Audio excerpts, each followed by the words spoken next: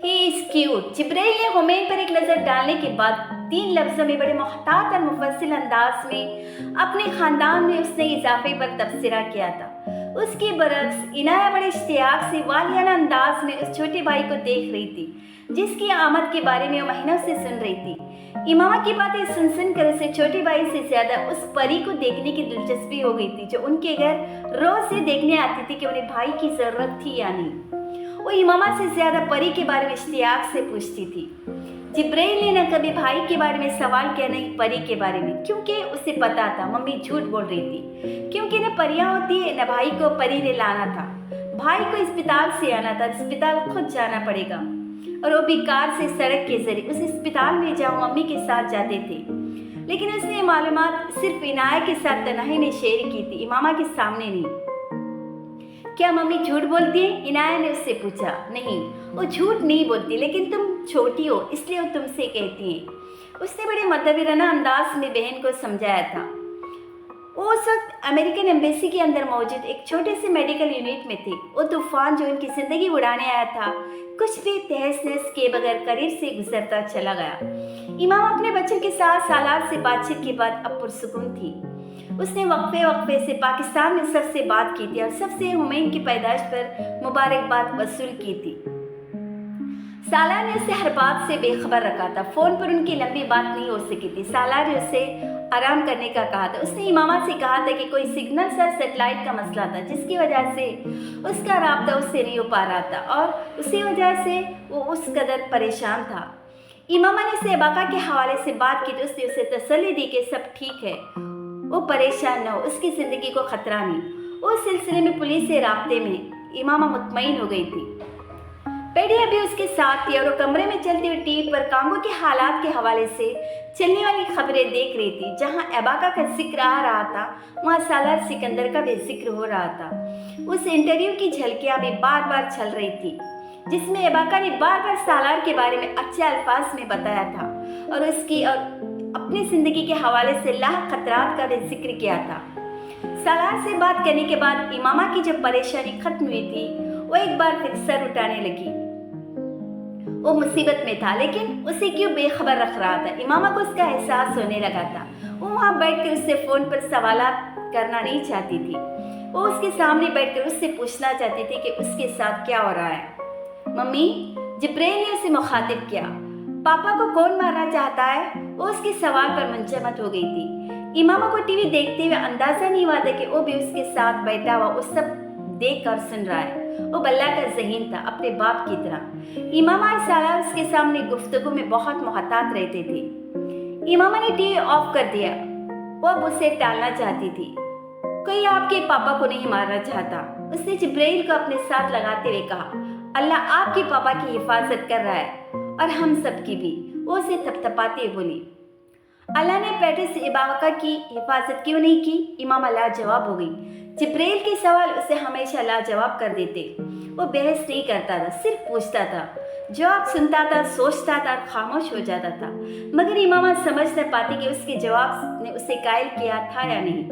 वो बच्चा कह रहा था, उसका एहसास उसे था, लेकिन उसे अंदाज़ा नहीं था कि वो अपने माँ बाप के हवाले से बहुत सारी बातें सोचता था जो उनसे पूछता कभी नहीं था। देखो, तुम्हारा छोटा भाई कैसा लगता है तुम्हें? इमामा ने मौजू बदलने की कोशिश की। ही इज़ क्यूट, उसने जवाब दिया। तुम्हारे जैसा लगता है ना? इमामा ने उसे खुश करने की कोशिश की। मुझे तो नहीं लगता। जिब्राइल को शायद माँ की मुमासिलत अच्छी नहीं लगी। अच्छा, तुमसे कैसे डिफरेंट है? इमामा ने दिलचस्पी से पूछा। उसकी मोछें मेरी तो नहीं है। इमामा बेसख्ता हंसी। हुमैन के चेहरे और बाला लब पर आने वाली रोएं को देखकर कह रहा था, ये मेरी तरह लगता है। इनाया ने बड़ी मध्यम आवाज़ में अटकते हुए अल्फाज को मतला किया था। वो इनाया की मध्यम आवाज़ पर हंस पड़ी थी। वो एहतियात कर रही थी कि सोया हुआ भाई बेदार न हो जाए। उन्हें अंदाज़ा नहीं था वो सोया हुआ भाई नहीं, सोया हुआ जिन था जो बेदार होने के लिए अपने बाप की आमद का इंतजार कर रहा था। CIA ने जिस बच्चे को 3 हफ्ते पहले दवा के असर से कब्ल अज़ब दुनिया में लाने की कोशिश की थी, अगर उन्हें मोहम्मद उमैद सिकंदर का तारुफ हो जाता तो उस पैदाइश को कम अज़ कम 300 साल तक रोकते। मुस्तकबिल से बेखबर इमामा बड़ी मोहब्बत से उसे सोए हुए देख रही थी, जो 2 दिन बाद ही खराटे ले रहा था। क्या खराटे लेता है? जिब्राइल ने उसके खराटे नोट्स करते हुए कहने से माँ को देखा। इमामा उसके मुशाहिदे पर हैरान हुई थी। जिब्राइल के एहसास दिलाने पर उसने पहली बार गौर किया था। नहीं, वो बस गहरे सांस ले रहा है। मम्मी, क्या ये आपका लास्ट बेबी है? सवाल डायरेक्ट आया था, संजीदगी से किया गया था। इमामा को समझ नहीं आया कि वहां से ये शर्मिंदा हो। पैडी हंस पड़ी थी। हाँ स्वीट हार्ट, ये लास्ट बेबी है, उसने जैसे जिब्राइल को तसल्ली दी। हम 2 भाई और एक बहन है। जिब्राइल ने उंगलियों को छू कर गिना। हाँ डियर। इमामा ने उसका मुंह चूम कर उसे यकीन दिलाया। उसे पता नहीं था उसके घर एक और बच्चे ने परवरिश पानी थी, कनीज गुलाम फरीद अर्फ चुन्नी। सिकंदर उस्मान के घर आने वाला वो मेहमान नाकाबिल यकीन था। उनके घर कई बार गए थे, मुसालियत के तौर पर, ताज़ियत के लिए, लेकिन हाशिम मुबीन कभी उसके घर नहीं आया था। वो अब उसके पड़ोस में नहीं रहे थे। वो घर बिक चुका था। सिकंदर पहली नज़र में उसे पहचान न पाया। उसकी समझ में न आया कि उसके साथ क्या रवैया रखे। मुझे इमामा से बात करनी और मिलना है, चंद ही जुमलों के बाद हाशिम मुबीन ने उनसे कहा था। वो यहाँ नहीं है, सिकंदर ने बड़े मोहतात अंदाज में बताया। मैं जानता हूँ वो कांगो में है, मैं वहाँ का नंबर लेना चाहता हूँ। वहाँ के हालात ख़राब है। वो ठीक तो है ना? उन्होंने रुक रुक कर एक ही सांस में सारी बातें कही। हाँ, वो सालार और बच्चे ठीक हैं। वो फ़ोन नंबर का मुतालबा बोल कर गए थे। मैं उससे बात करना चाहता हूँ, एक बार उससे मिलना चाहता हूँ। वो अपना मुतालबा नहीं भूला था। मैं इमामा से पूछे बिना आपको उसका नंबर या एड्रेस नहीं दे सकता, सिकंदर ने बिला तहमीद कहा। मैं उसे कोई नुकसान नहीं पहुंचा सकता, उसने थके हुए लहजे में कहा। आप उसे बहुत ज्यादा नुकसान पहुंचा ही चुके हैं। वो अब अपनी जिंदगी में सेट है, अपने बच्चों के साथ बहुत कुछ मुतमईन जिंदगी गुजार रही है। आप क्यों एक बार फिर से डिस्टर्ब करना चाहते हैं? आपकी बेटी ने पहले आपकी वजह से बहुत तकलीफ उठाई है। आप अब उसे छोड़ दे, बख्श दे उसे। हाशिम मुबीन के चेहरे की छुरियां एकदम बड़ी थी। फिर उन्होंने मध्यम आवाज में कहा, मैं जानता हूँ, मुझे एहसास है। सिकंदर उस्मान बोल न सके। उसे जुमला सुनने की तवक्का नहीं थी। बस एक आखिरी बार उससे मिलना चाहता हूँ। उसकी एक अमानत है, वो देनी है मुझे और उससे माफ़ी मांगनी है। आप मुझे अपना फ़ोन नंबर और एड्रेस दे, मैं उससे बात करूँगा, फिर आपसे रब्ता करूँगा। अब कहाँ रहते हैं आप? सिकंदर ने उससे पूछा।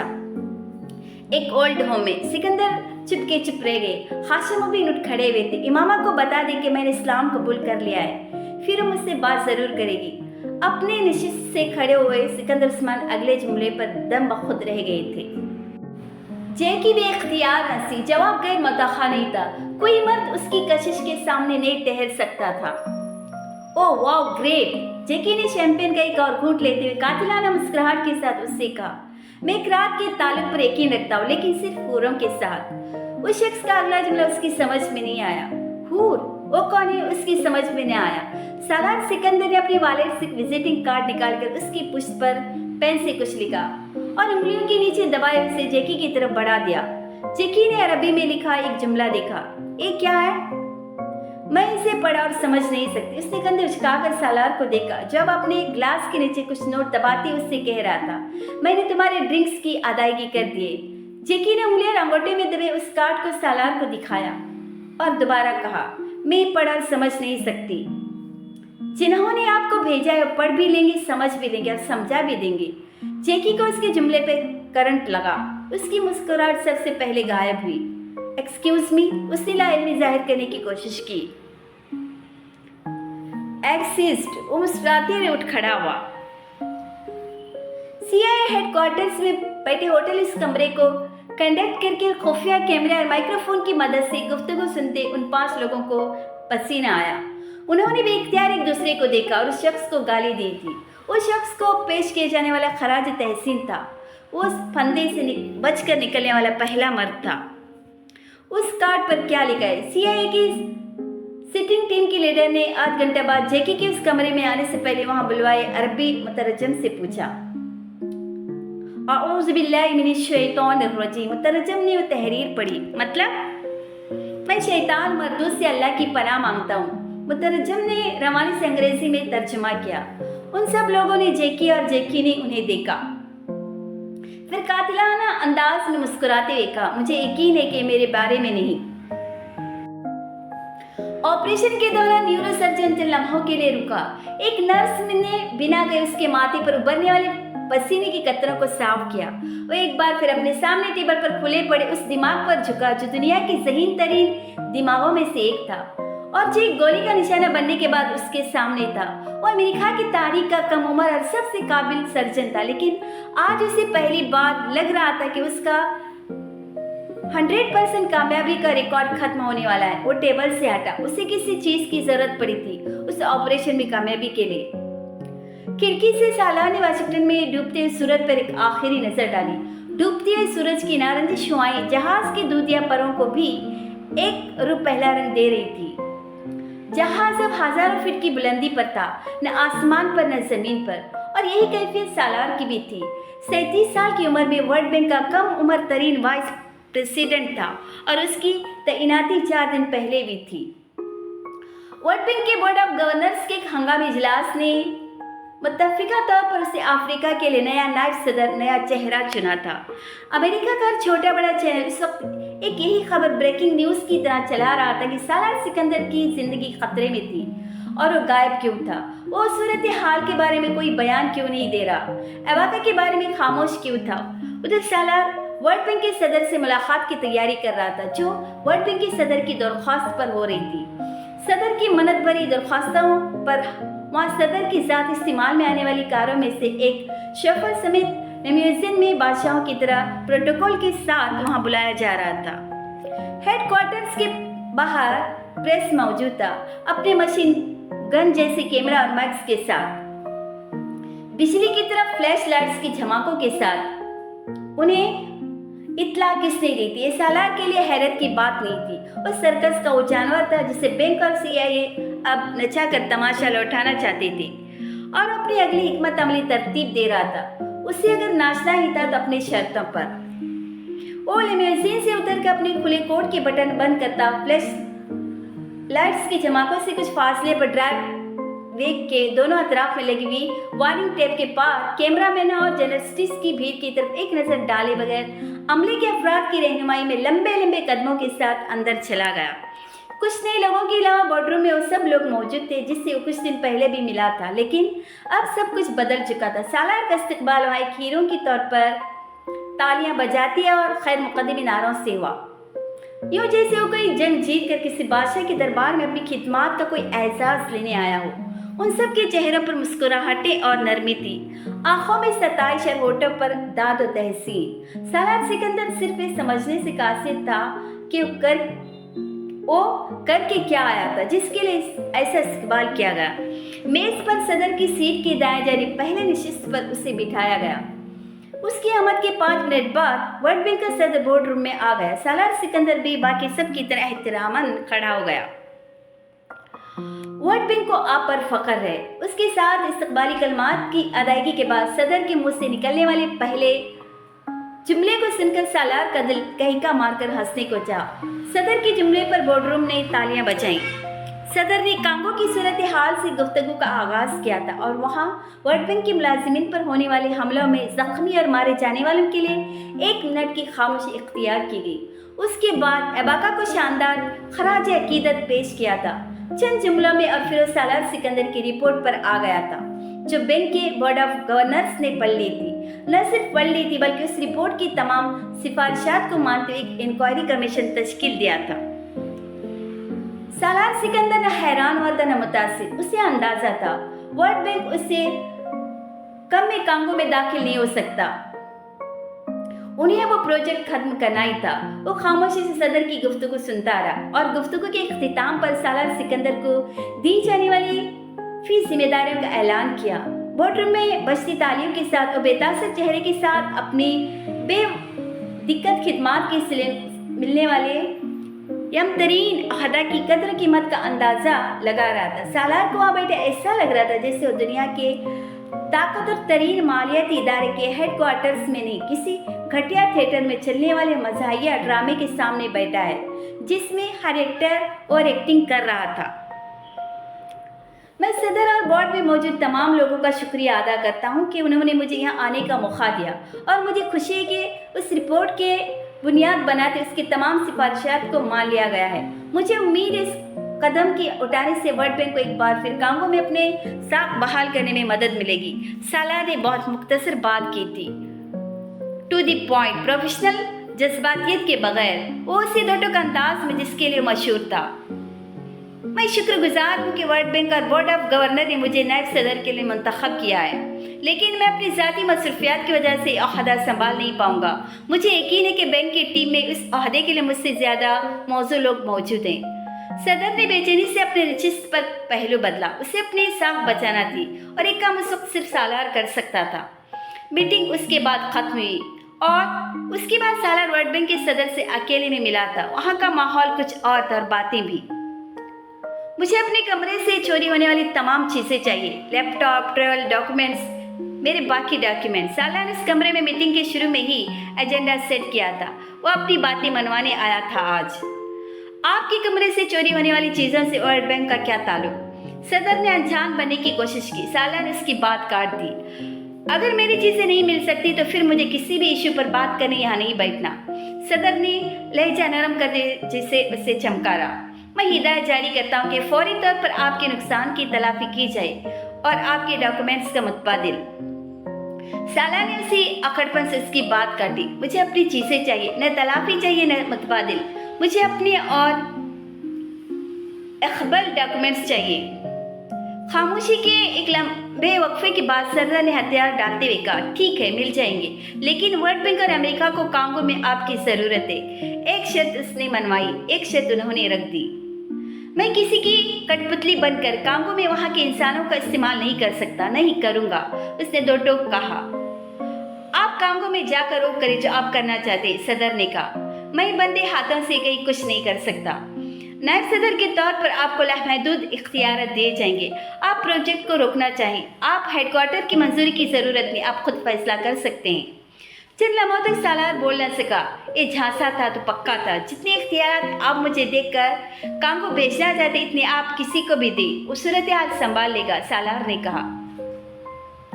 इशू इख्तियारात का नहीं, नियत का है। जो कुछ तुम अफ्रीका में करना चाहते हो कोई दूसरा नहीं करना चाहेगा। कुछ वक्त लो, सोचो, फिर फैसला करो। उसे कैद करके आज़ाद किया गया था। उसने वापसी पर मीडिया से बात नहीं की। उलझन थी कि और बड़ी थी। होटल वापस आती उसने कमरे में टीवी पर न सिर्फ वर्ल्ड बैंक हेडक्वार्टर जाते अपनी फुटेज देख ली, बल्कि न्यूज़ चैनल पर अपनी तैनाती के ब्रेकिंग न्यूज़ भी पढ़ ली। वो उसके लिए इनकार को मुश्किल बना रहे थे। जाल की डोरियां कसती जा रही थी। उसका सेल फोन मिनटों में मुबारकबाद के पैगामात और कॉल से बजने लगा था।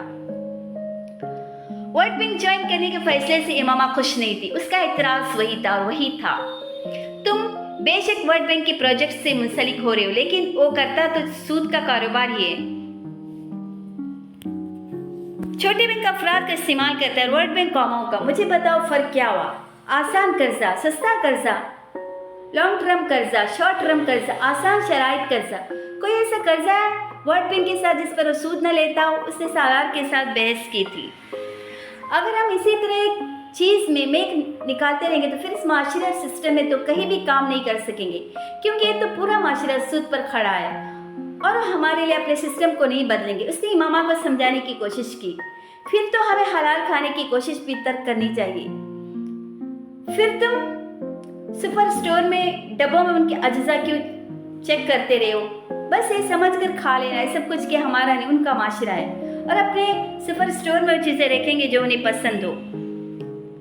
इमामा ने उसे लाजवाब कर दिया था। वो बहस जारी रखने की बजाय वहां से उठ गया था, लेकिन इमामा की नाराजगी के बावजूद उसने वर्ल्ड बैंक ज्वाइन कर लिया और इमामा को उसने अपना एग्रीमेंट और जॉब प्रोफाइल के कागजात जबरदस्ती पढ़ कर सुनाई। उसने सब कुछ सुनने के बाद उस पेपर्स को वापसी लिफाफे में डालकर उसे देते हुए कहा, तुम सूद के पैसे से इंसानियत की खिदमत और बेहतरी के ख्वाब देख रहे हो और तुम्हें लगता है उसमें फला है? नहीं है। सूद का समर इंसानों की जिंदगी बदल सकता है, मगर तबाही में, बेहतरी में नहीं। उसके बरामला तनकीद सालार को खफा भी करती थी और कमजोर भी। उस दिन इमामा को फोन करते उसे एहसास था कि उससे क्या सुनने जा रहा है, लेकिन खिलाफ तवक्को उसने अहदे के हवाले से कोई बात नहीं की। वो उससे जिब्राइल, इनाया और रुमैन की बातें करती रही, यहाँ तक कि सालार का एहसास जुर्म हद से गुजर गया। वो जिसे चाहता था कि वो उसे मलामत करे, कोई तो मुबारकबाद देने की बजाय उसकी ज़मीर को कचुकी लगाए। तुम्हें पता है वर्ल्ड बैंक ने मुझे वाइस प्रेसिडेंट। इमामा ने इसको बात मुकम्मल नहीं करने दी। हाँ, एक हरफी जवाब आया। तो सालार को तसल्ली नहीं हुई। तो क्या? इमामा ने मध्यम आवाज़ में पूछा। तो तुम कुछ नहीं कहोगी? उसने जानबूझकर ये नहीं कहा था कि तुम्हारा क्या ख्याल है। यस, एक और एक हर्फी जवाब आया। क्यों? वो बेकरार हुआ। तुम हर फैसला अपने मर्जी से करते हो, मेरी राय देने का फायदा? सालार एक लम्हे के लिए खामोश है, फिर उसने मध्यम आवाज में कहा, मैंने अभी ऑफर कबूल नहीं की। कर लोगे, मैं जानती हूँ। जवाब में उसे हंसाया। उसमें हंसने वाली कोई बात नहीं है, इमामा ने कहा। मैं जब भी तुम्हारी बात नहीं मानता नुकसान उठाता हूँ। इस बार वो हंस पड़ी। बड़ी खुशी हुई ये बात सुनकर। लेकिन मैं ये तो ना समझू ना कि तुम आइंदा हमेशा मेरी बात माना करोगी। उसने सालार पर चोट की थी। बिल्कुल, जवाब तड़ाक से आया था। इस बार दोनों हंस पड़े थे। फिर सालार ने गहरा सांस लेते हुए कहा, यही वो बात थी जो कांगो से आते तुमसे कहना चाहता था। इमामा को याद आ गया था, उसे एक एतराफ करना था वापस आकर। ओ, मैंने सोचा पता नहीं क्या कहना चाहते। वो धीरे से हंसी और कहा, ऐसा क्या हुआ जो तुम ये बात कर रहे हो मुझसे, या तब कहना चाह रहे थे? सालार की समझ में उसका जवाब नहीं आया। तुम मुझसे शेयर नहीं करना चाहते? इमामा ने उसकी खामोशी की पहेली की तरह पूछा। अभी नहीं, उसने जवाब दिया। यहाँ कब आओगे? इमामा ने बात बदल दी थी। अभी फ्लैट्स बंद है, नाशासा के लिए। लेकिन तुम तो परेशान ही हो ना? सालार ने पूछा। अब नहीं हो, और तुम भी परेशान मत होना। मुझे और हुमैन को इलाज की तमाम सहूलियत मिल रही हैं। इमामा ने उसके लहजे में नमोदार होती तशवीश को महसूस करते हुए कहा। सालार ने मुतमईन होकर कुछ देर जिब्राइल और इनायत से बातचीत की और उसके बाद कॉल खत्म करके उस लैपटॉप और कागजात की तरफ मतवजा हुआ जो अभी कुछ देर पहले एक सरबा मेहर थैली में एक शख्स उसके कमरे में दे गया था। सब कुछ बिल्कुल महफूज हालत में था। कोई चीज़ डिलीट या गायब नहीं हुई थी। उसके बावजूद सालार को एमबॉक्स में जाती अंदाजा हो गया था कोई उससे पहले भी वहाँ था, क्योंकि एमबॉक्स में मौजूद 7 घंटे पहले तक आने वाली हर ईमेल खोले और पढ़े जाने की निशानदेही कर रही थी। एमबॉक्स में मौजूद ईमेल्स पर एक ताइराना नजर डालते हुए एक ईमेल पर एक लम्हे के लिए उसका दिल रुका। वो पेट्रिस इबाका का आखिरी पैगाम था। तुम्हें पता है मैं इस वक्त कहाँ खड़ा हूँ? Time Warner centre. और किस लिए? मैं अभी कुछ देर पहले एंडरसन कॉपर के साथ था CNN स्टूडियोज में, उसके शो में शिरकत से पहले इब्तिदाई बातचीत के सेशन के लिए। मुझे पता है इस वक्त तुम कहोगे, oh my God man you did it. जिस चीज ने उस सालार की आंखों को धुंधलाया था मुस्कुराहटें थी इबाका के जुमले के इख्तिताम पर। एंडरसन कॉपर से मिलने के बाद मैंने सबसे पहला मैसेज तुम्हें किया है, क्योंकि मैं यहाँ तक कभी नहीं पहुँचता अगर मुझे तुम्हारी सूरत में वर्ल्ड बैंक की बेज़मीर दुनिया में ज़मीर की झलक न दिखाई देती। मैं उन देवों के सामने वाकिफ होना था जो मेरे मुल्क को लूटना चाहते थे, लेकिन फिर मैं तुमसे मिला और मुझे लगा कि मुझे अभी हथियार नहीं डालना चाहिए। वाशिंगटन पहुँच जाओ तो मुझे इन्फॉर्म करना, हम दोनों को मिलाएं। काफ़ी दिन हो गए स्टारबक्स की कॉफ़ी पिए, और इस बार बिल मैं पे करूँगा। ईमेल के इख्तिताम एक और मुस्कुराहट से हुआ था, एक आँख मारती शरारती मुस्कुराहट से। कांगो की तारीख को इबाका ने अपने खून से बदला था। सालार ने ईमेल बंद कर दिया। उस रात वो मुसल्ले पर बैठा गिड़गिड़ाता रहा, अल्लाह से आजमाइश में आसानी की भीख, सीधे रास्ते की भीख जिससे वो भटक गया था, और उन लोगों में शामिल न करने की भीख जिन पर अल्लाह का अज़ाब आता है। फजर के वक्त उसे डॉक्टर सब्ताली का ख्याल आया था, और ख्याल नहीं आया तो जैसे दीवानावार उनकी तरफ लपका था। वो इमरजेंसी में टिकट हासिल करके अगली रात पाकिस्तान दौड़ा चला आया था। डॉक्टर सब्ताली उससे हमेशा की तरह गर्म जोशी से मिले और कुछ हैरानी से। वो कई सालों बाद अचानक उस तरह उनके पास भागता हुआ आया था। उन्होंने सालार से बारी बारी सबकी खैरियत दरियाफ्त की। इमामा ठीक है जी, जिब्राइल कैसा है? वो भी ठीक है, इनाया वो भी, और हुमैन वो भी। वो एक एक के बारे में बताता गया। डॉक्टर सब्ताली अल्हम्दुलिल्लाह कहते रहे। फिर उन्होंने पूछा, और तुम? नहीं, मैं ठीक नहीं हूँ। इस बार सालार बच्चों की तरह बिलक बिलक कर रोने लगा। वो दम खुद उसे देखते रहे। पहली बार ऐसे टूट कर रोया था। मुझसे एक गुनाह हो गया है डॉक्टर साहब, उसने रोते हुए अपना चेहरा रगड़ते हुए कहा। मुझे मत बताना। सालार ने हैरान होकर उनका चेहरा देखा। आपको बताने के लिए आया हूँ। मैं तुम्हारा गुनाह जानकर क्या करूँगा? अब रोक नहीं सकता तुम्हें। पछतावा देख चुका हूँ। बेहतर है अपने और अल्लाह के दरमियान रखो उसे। जो पर्दा है उसे पड़ा रहने दो। अल्लाह गफूर और रहीम है। उन्होंने हमेशा की तरह तहम्मुल से उन्हें समझाया था। मैं बताऊंगा नहीं तो मेरी गुमराही खत्म नहीं होगी। आपको अंदर जाने में कितनी तारीकी में खड़ा हूँ। मुझे इस तारीकी से खौफ आने लगा है। मैंने सूद वाला रिस्क चुनकर अल्लाह की हद तोड़ दी है और मुझे एक के बाद एक परेशानी आ रही है। मेरी समझ में नहीं आ रहा मैं क्या करूं। तौबा कर लो और वो रिस्क छोड़ दो, उन्होंने बिला तवक्कुफ बड़ी सहूलत से कहा। तौबा आसान है मगर दलदल से निकलना आसान नहीं मेरे लिए। उन्होंने सालार की बात के जवाब में कहा, आसान तो दुनिया में कुछ भी नहीं होता लेकिन मुमकिन बना लिया जाता है। मैं 37 साल का हूँ। अपनी उम्र के 10 साल मैंने दुनिया के बेहतरीन मालियाती इदारों में काम किया, सारा रिस्क सूद से कमाया। हुमैन बहुत खुशकिस्मत साबित हुआ है तुम्हारे लिए, सिकंदर उस्मान ने फोन पर मुबारकबाद देते हुए कहा। वो गहरी सांस लेकर रह गया। वो ठीक है ना? हाँ वो बिल्कुल ठीक है, स्टेबल है, सालार ने उन्हें बताया। तब सिकंदर को स्कूल का कोई चौकीदार याद आया था जो उनसे कुछ रकम उधार लेने आया था। कह रहा था कि सूद पर कोई रकम ली थी उसके माँ बाप ने उसकी बहनों की शादी के लिए और वो भी अभी तक सूद उतारता रहा। अब शायद कोई और मसला आन पड़ा है उन्हें। सिकंदर उस्मान सालार को बता रही थी और सालार को लगा किसी ने उसके गले की रस्सी में गिरा और डाल दी थी। बात दफा जब अल्लाह कोई चीज मुंह पर मार कर तंबिया करना चाहता है तो फिर हर जगह से वही बात बार बार गश्त करती हुई आती है। उसके पीएचडी के लिए अमेरिका जाने के बाद सिकंदर उस्मानी गांव के स्कूल को देखते रहे थे। हफ्ते में एक बार वहां जाते और स्कूल की इंतजामिया और मुलाजिमीन के मामला देखते। आप उसकी मदद करें, उसका कर्जा उतार दे, सालार ने उनसे कहा। हाँ, ताकि वहाँ लाइन लग जाए कर्ज मांगने वालों की। हमें क्या पता वो सच बोल रहा है या झूठ। यहाँ गांव देहात में 70% लोग सूद पर एक दूसरे से कर्ज भी लेते और देते भी। ये उनकी जिंदगी और कारोबार का साइकिल है। तुम या मैं उसे रोक सकते हैं न बदल सकते हैं। सालार ने बात सुनकर दंग रह गया था।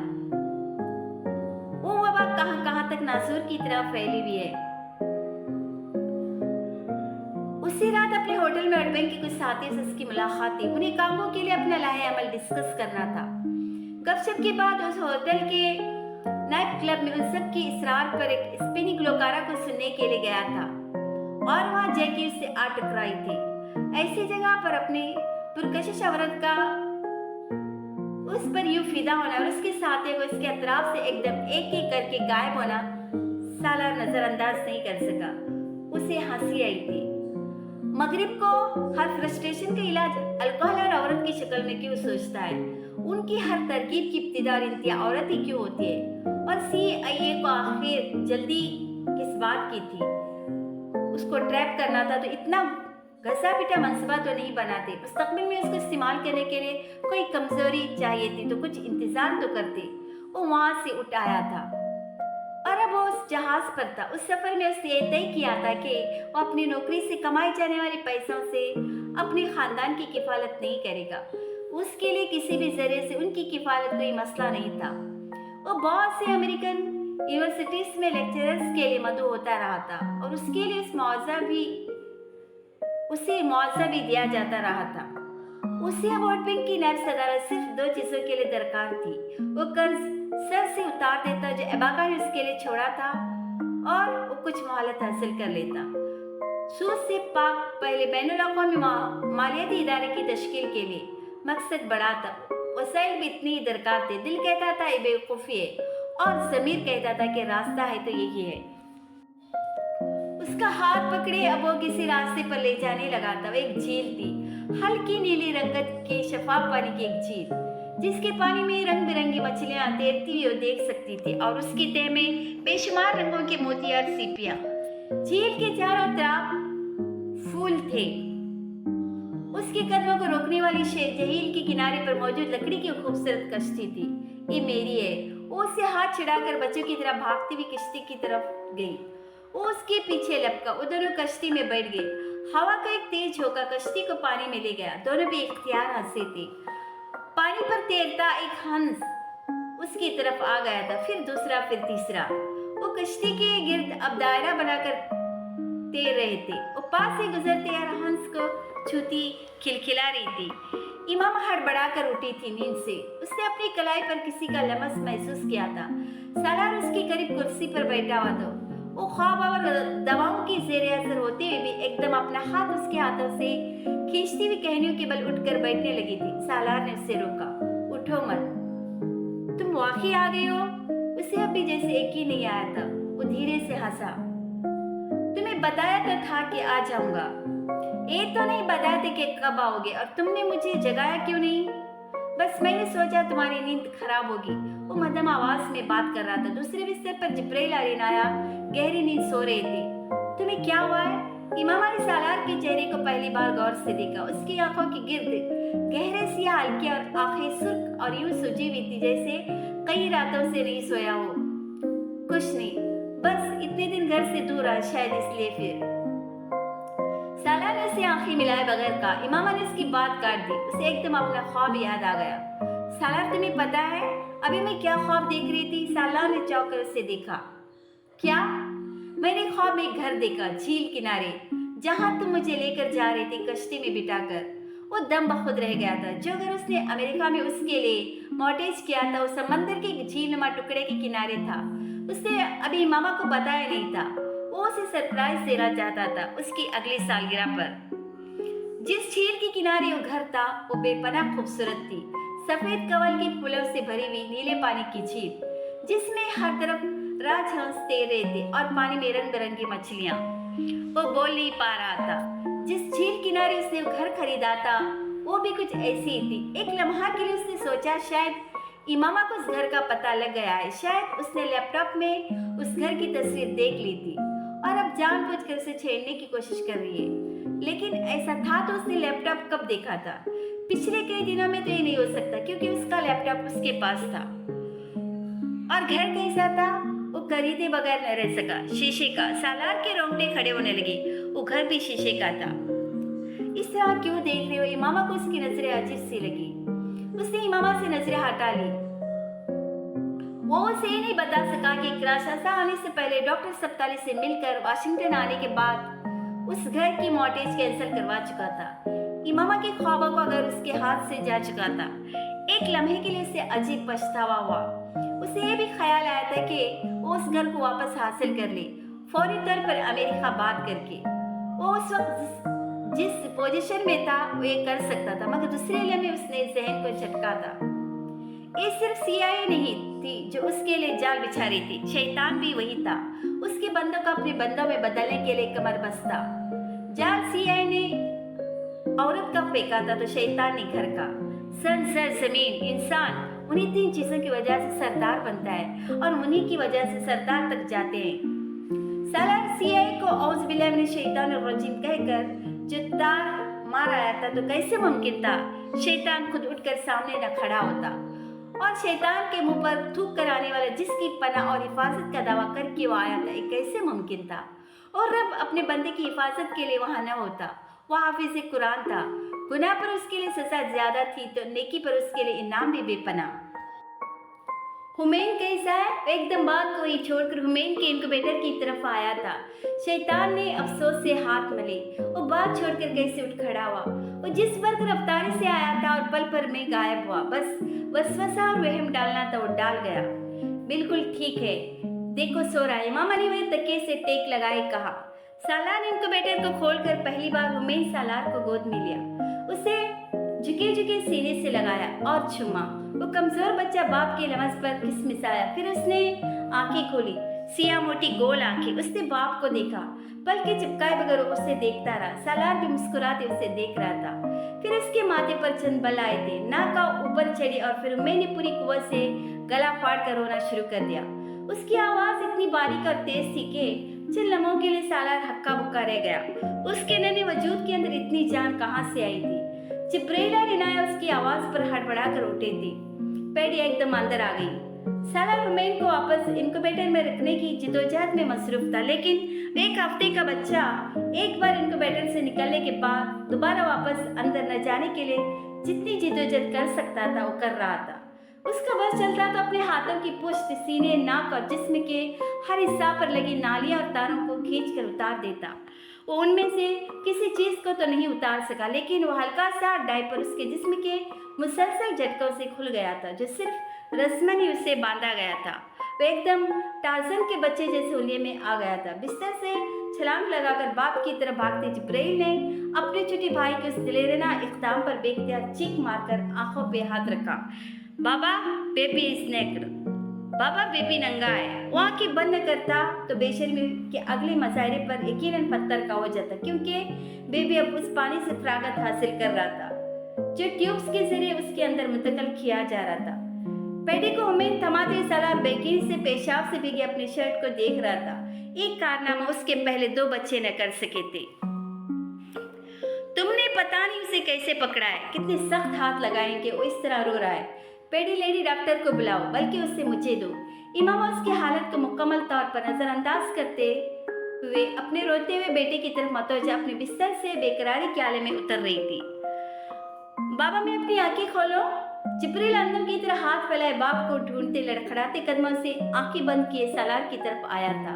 वो इस छोटे भाई की बेपर्दगी देखने को तैयार नहीं था, जो इस वक्त लिट स्टुअर्ट की तरह इनक्यूबेटर से बाहर कूदने को तैयार था। इनाया एक बार हड़बड़ा कर जागने के बाद सालार की तरफ मतवजा हुए बगैर दोबारा सो चुकी थी। सालार ने जिब्रील के फैले हाथों की तरफ हाथ बढ़ाया। यस यू कैन, उसने जिब्रील को खुद से लिपटाते हुए भराई आवाज में कहा। जिब्रील ने आंखें खोलकर सबसे पहले चोर नजरों से इनक्यूबेटर को देखा, जहां भूमेन पेडी और मामा के वजूद के पीछे छुप गया था। बाबा आप क्यों रो रहे हैं? बाप की तरफ मतवजा होती उसने पहली नजर में उसकी आंखों में आंसू देखे थे, और उसके जुमले ने इमामा को भी पलटने पर मजबूर कर दिया था। सालार की पुश्त अब उसकी तरफ थी और जिब्रील को लिपटाए झूमे जा रहा था। घर मुकम्मल तौर पर जल गया था। नुकसान का अंदाजा लगाना मुश्किल था, मगर ये वर्ल्ड बैंक की तरफ से फराहम करदा रिहाइशगाह थी। सालार कनाशासा पहुंचने के अगले दिन उस घर को देखने आया था। लूट मार के बाद अब वहाँ जो बचा था वो मलबा और राख थी। वो फिर भी खुश नसीबों में था, क्योंकि उस मलबे में उसके किसी प्यारे की हड्डियां नहीं थी। घर को लगने वाली आग में वो छोटी मोटी सारी ज्वेलरी, सेविंग सर्टिफिकेट्स और उसके बच्चों की इंश्योरेंस के पेपर्स राख हुए थे या लूट ले गए थे। लेकिन उस छोटी मोटी ज्वेलरी की कीमत भी 40 लाख से कम नहीं थी। उस घर में और भी बहुत कुछ चला गया था, जिसका इमामा को सदमा था, लेकिन सालार को नहीं। उसके लिए काफी था कि उसका खानदान सलामत था। वो एम्बेसी से 5 स्टार होटल में मुंतकिल हो गए थे। मैं चाहता हूँ जब डॉक्टर उमेर को सफर के काबिल करार दे तो तुम बच्चों को लेकर पाकिस्तान चली जाओ। सालार ने एक रात इमामा से कहा था। क्यों? वो नाखुश हुई थी। क्योंकि जो कांगो में हो चुका है, मैं अब तुम लोगों के लिए कोई रिस्क नहीं ले सकता। कांगो इतना गैर महफूज है तो तुम यहाँ क्यों रहना चाहती हो? तुम भी वापस चलो, इमामा ने जवाबन कहा था। सालार गहरा सांस लेकर रह गया। मैं फिलहाल नहीं जा सकता। फिलहाल? इमामा ने जवाबन पूछा। अगले 5 साल? हरगिज़ नहीं। इमामा ने काफी का कप रख दिया। तुम्हारी जिद मुझे कमजोर कर देगी। तुम्हारे बच्चे यहाँ रहेंगे तो मैं बहुत परेशान रहूंगा, अपने काम पर ध्यान नहीं दे पाऊंगा। तुम लोग महफूज। इमामा ने उसकी बात काट दी। तुम्हें लगता है तुम यहाँ कांगो में बैठे होगे तो मैं और बच्चे पाकिस्तान में ऐश करेंगे? तो अपने सुकून के लिए मुझे बेसुकून करना चाहते हो? मैं नहीं चाहूंगी सालार। मुझे वही रहना है जहाँ तुम रहोगे। अगर यहाँ खतरा आए तो फिर सबके लिए आए, और अगर तहफ़्फ़ुज़ हो तो भी सबके लिए। उसकी शक्ल देखकर रह गया। वो जानता था वो जिद से नहीं हटेगी। तुम जो कुछ करना चाह रहे हो, जिसे मुझसे छुपा रहे हो, लेकिन तुम छुपा नहीं सकोगी। मैं जान जाऊंगी, तुम न भी बताओ। वो अब चकीबियों की तरह उसे कुरेद रही थी। कुछ नहीं, मुझे क्या करना है? जंगलों में मारा फिर रहा हूँ, अबाका के साथियों से मिलने और मुज़ाकरात करने। सालार ने बात टालने की कोशिश करते हुए हंसकर कहा। 1 महीने तक फिर भी पाकिस्तान चलेंगी। तुम चलोगे? इमामा ने बीच में उसकी बात काट दी। हाँ चलूंगा यार, अब इतनी भी बेइतबारी ठीक नहीं। उसने जैसे बुरा मानते हुए काफी का घूंट लेकर कप रख दिया।